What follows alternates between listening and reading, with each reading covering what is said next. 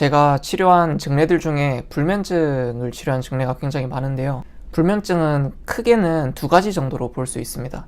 첫 번째로는 이 자율신경계에서 교감신경이 너무 항진되었기 때문에 잠을 못 주무시는 경우와 이 교감신경과 부교감신경의 교란으로 인해서 너무 걱정이 많아서 잠을 못 주무시는 경우, 이렇게 크게 두 가지가 있는데, 교감신경이 항진된 첫 번째 경우에는 주로 황련이라고 하는 약제를 쓰고, 두 번째 교감 부교감의 교란으로 인해서 잠을 못 주무시는 분들은 복령으로 치료를 한다고 예전 동영상에서 말씀을 드렸었습니다. 하지만 황련을 쓴다고 해서 모든 사람이 다 같은 황련이 들어가는 처방을 쓰는 것은 아니고, 그 사람의 소화 상태라든지 식욕의 상태, 그리고 이 대소변의 상태, 그리고 추위를 타는지의 유무에 따라서 이 같이 구성되어 들어가는 약제가 달라지고 처방이 완전히 달라지게 됩니다. 그래서 오늘은 이 불면증과 함께 참기 힘든 설사를 동반하는 그런 증상을 가진 치료 케이스를 설명을 드리려고 합니다. 이분은 66세 어머니셨고요. 저한테 족저근막염으로 치료를 종종 받으시는 어머니십니다. 160대 중반 키와 한 정상에서 조금 경도 과체중 정도의 여성이고요. 성향은 양적, 음적 사이에 있는 교잡 상태고, 체형은 어깨 부분이 골반보다 좀 더 큰 도형으로 말하면 역삼각형의 그런 체형을 가지고 있는 어머니셨습니다. 이분과 그리고 이분 따님, 그리고 따님의 남편분, 그리고 그분들의 자제분들까지 제가 치료를 하고 있는데요. 이 어머니와 이 따님 모두 두 분 다 키가 좀 크시고 이 얼굴의 생김새가 또렷하신 분이어서 성향은 양적 음적 조금 모호할 수 있지만 체형이나 이 얼굴상을 보면은 좀 양인 경향에 가까운 경향을 띱니다. 이분은 주 증상은 불면증이셨고요. 잠드는 것이 힘들고, 특히 중요한 일이 있을 경우에는 잠을 더 주무시기 힘드시다고 합니다. 그리고 특징적인 것이 요즘 들어서 설사가 심하다, 그리고 찬 걸 먹으면 특히 심해진다라고 하십니다. 설사가 원래 그랬던 것은 아니라고 하는데 한번 자세하게 들여다보겠습니다. 먼저 불면에 대해서는 아까 말한 것처럼 잠드는 것이 힘들고, 중요한 일이 있거나 신경 쓸 일이 있으면 못 잔다. 그리고 얼굴 쪽으로 오르는 상열감도 있다.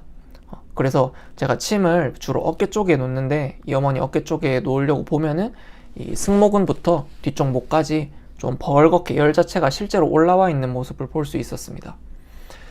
소화랑 식욕은 모두 양호했고요. 소변도 양호했고. 근데 앞에서 말한 것처럼 요즘 설사가 너무 심하다. 특히 요즘 들어서 심하고, 찬 걸 먹으면 특히 심해지고, 변을 원래는 참을 수 있어야 되는데 너무 급박해서 변을 못 참아서 꼭 막 실수를 할 것처럼 마렵다고 하십니다. 그래서 바로 화장실을 가야지, 안 그러면 진짜 큰일 날 수도 있는 그 정도의 급박함이라고 합니다. 그리고 설사를 하게 되면은 어떤 형체가 있는 것이 아니라 완전 물처럼 나오고요.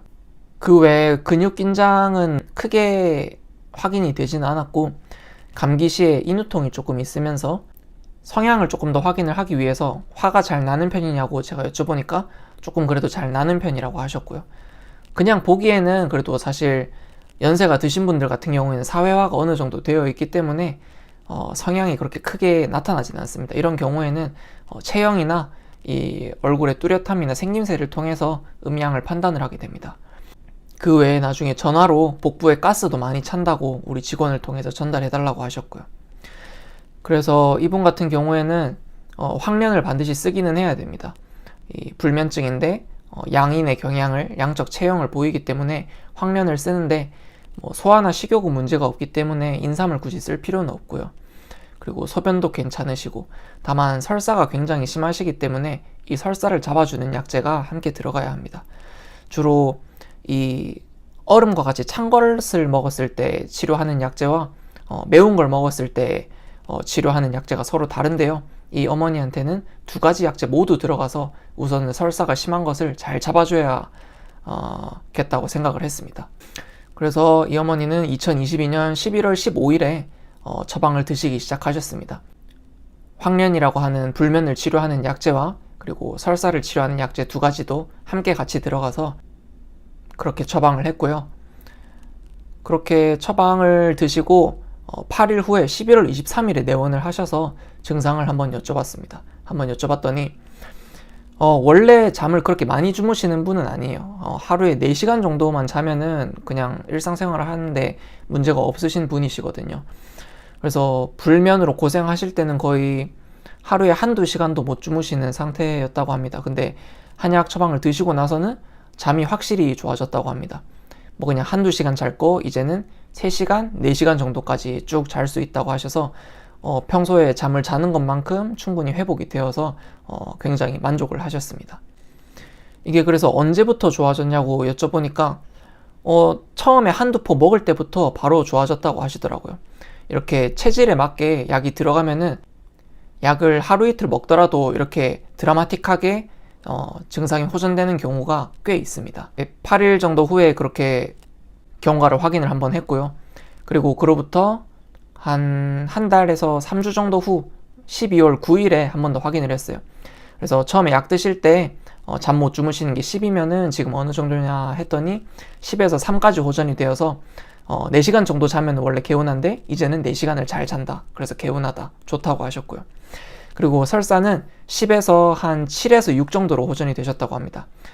불면이 호전된 거에 비해서는 설사의 호전도는 조금 떨어지기는 하지만 그래도 요즘에 생활 티칭도 해서 찬 것도 조금 덜 드시고 한약도 복용하시고 하니까 이제 급박할 정도까지는 아니고 설사도 조금 잦아들어서 상당히 생활이 편해지셨다고 합니다. 이렇게 같은 양적인 성향이시고 같은 병증을 가지고 계시더라도 주로 들어가는 약재는 조금 비슷할 수 있지만 그 용량이나 다른 배합되는 약재가 완전히 달라지거든요. 그래서 단순히 병명만 볼 것이 아니라 그 사람의 체질을 통해서 치료를 하고자 합니다. 불면증을 갖고 계시더라도 어떤 소화라든지 식욕 그리고 대소변, 추위를 타는 유무를 꼭 알려주시면